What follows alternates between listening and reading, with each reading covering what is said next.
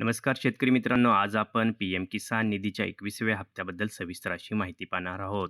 या योजनेअंतर्गत देशभरातील पात्र शेतकऱ्यांच्या बँक खात्यात दरवर्षी ₹6,000 थेट जमा केले जातात. हे पैसे 3 हप्त्यामध्ये म्हणजेच प्रत्येकी ₹2,000 अशा पद्धतीने दिले जातात. आता सप्टेंबर महिन्यात 21वा हप्ता जाहीर होणार आहे. पण महत्त्वाची बाब म्हणजे यंदा काही शेतकरी बांधवांना हा हप्ता मिळू शकणार नाही.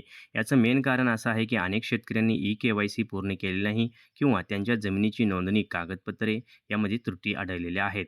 तसेच काही शेतकऱ्यांचे बँक खातं आधार कार्डशी संलग्न नसल्यामुळे त्यांच्या अकाउंटमध्ये हे पैसे जमा केले जाऊ शकत नाहीत.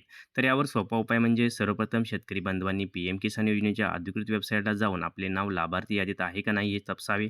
जर हप्ता थांबलेला असेल आणि नाव नसेल तर आपण ऑनलाईन पद्धतीने त्याचे रजिस्ट्रेशन करावे आणि नाव असेल आणि हप्ता थांबला असेल तर ई-के-वाय-सी करून आपलं बँक खातं व आधार खातं जे आहे ते लिंक करावं.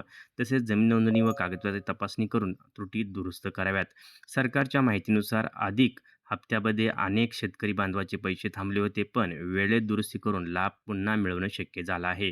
त्यामुळे तुम्ही घाबरून जाऊ नका. फक्त वेळेत ही प्रक्रिया पूर्ण करणं महत्त्वाचं आहे. एकूणात अनेक सर्व कागदपत्र व प्रक्रियेचे टप्पे पूर्ण केले आहेत. त्यांना ₹2,000 चा 21वा हप्ता थेट त्यांच्या अकाउंटमध्ये ट्रान्सफर करून मिळणार आहे. तर शेतकरी मित्रांनो, या संदर्भात काही अधिक माहिती असेल तर जरूर आम्हाला कमेंट करून कळवा किंवा तुमचे पैसे थांबू नयेत म्हणून आजच तुमची माहिती तपासा आणि ई-के-वाय-सी पूर्ण करा. शेतकरी मित्रांसाठी ही पी-एम किसान जी योजना आहे ती सर्वात मोठा आधार असून त्यामुळे योग्य वेळी योग्य माहिती आणि शेतकऱ्यांना ह्या पैशाचा जो लाभ आहे तो व्यवस्थित मिळत असतो. अधिक माहितीसाठी मित्रांनो आमच्या YouTube व्हिडिओला लाईक करा, शेअर करा, सबस्क्राईब करा. धन्यवाद. जय हिंद, जय महाराष्ट्र.